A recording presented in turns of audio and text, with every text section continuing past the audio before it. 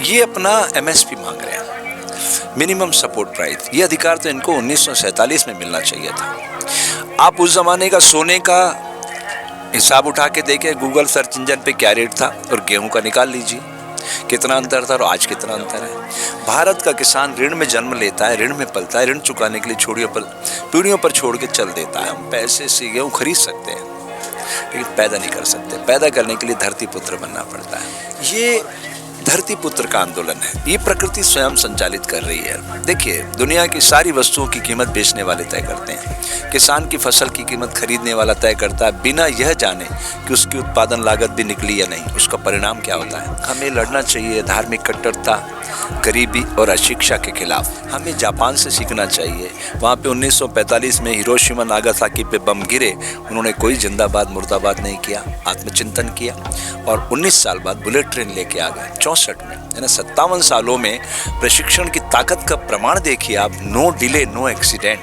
हमारी 100 किलोमीटर की गाड़ी नीचे गिर जाती है। वाहिगुरू जी का खालसा, वाहिगुरू जी की फतेह। ਅੱਜ ਅਸੀਂ ਆਏ ਹੋਏ ਹਾਂ ਗਾਜੀਪੁਰ ਬਾਰਡਰ ਤੇ ਇੱਥੇ ਆਪਾਂ ਨੂੰ बाबा जी मिले ने।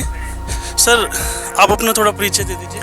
मैं हिंदी में बोलूँ? हाँ बिल्कुल बिल्कुल। स्वामी हर्षानंद कहते हैं, गुरु शिष्य परंपरा में बच्चों में, बंदियों में काम कर रहा हूँ। मेरा सपना है बच्चों को उसके भीतर जो सुप्त विवेकानंद है उसको जगाना, दुनिया को खुशहाल बनाना। और बंदियों में हम एक प्रोग्राम चलाते हैं अपराध से अध्यात्म की ओर, कि जो उनका बुरा पक्ष समाज देख लेता है और अच्छा पक्ष सुप्त रह जाता है, उसको जगाने का काम करते हैं। और आज जो है, जैसे ये पुलवामा हुआ था आज के दिन, ये जो इस समय दुनिया एक ग्लोबल विलेज में तब्दील हो चुकी है, इसको खुशहाल बनाया जा सकता है। और जो राम राज्य की अंतिम परिकल्पना है खुशहाल मानव जीवन, उसमें साफ साफ संदेश है कि हम पशु पक्षियों को भी अपने साथ जोड़ेंगे और इस धरती पर इस प्रकृति की बगिया को गुलजार करेंगे। वो एक मौका है हमारे पास। और भारत जो है एक दुनिया के लिए लोकतांत्रिक प्रयोगशाला है। अगर ये सफल हो जाती है तो सारी दुनिया खुशहाली के गीत गाएगी। इस पे हमें बहुत काम करना चाहिए।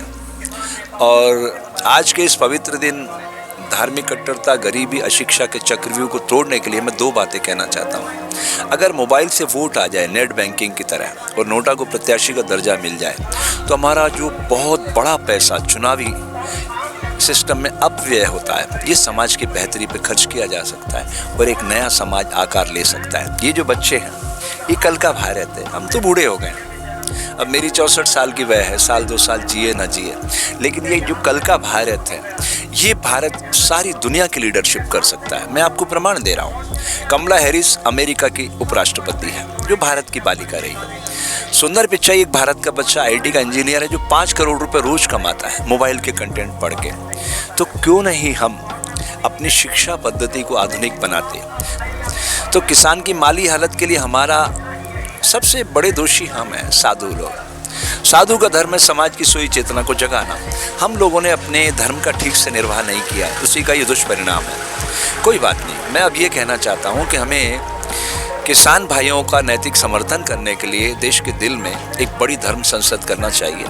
उसमें सारे पंथों के हेड, हिंदू, मुस्लिम, सिख, ईसाई, जैन, बौद्ध वगैरह वगैरह जितने भी पंथ हैं, परंपराएं हैं, सबको एक साथ एक प्लेटफॉर्म पे आकर के एक विषय रखना चाहिए। राष्ट्र निर्माण में किसानों की क्या भूमिका है, ये विषय होना चाहिए।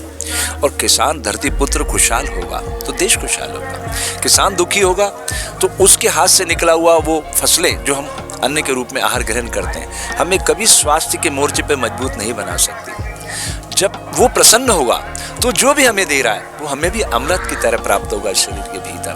तो हमें किसान की इस माली हालत को सुधारना होगा, उनका नैतिक समर्थन करना होगा, उन्हें राष्ट्र की मुख्य धारा में खड़ा करना होगा, उन्हें समृद्ध बनाना होगा, ताकि उनकी नस्लें भारत को प्रकृति का एक खूबसूरत गुलदस्ता बना सकें। ये कहना चाहता हूँ। सर बहुत बहुत धन्यवाद सर।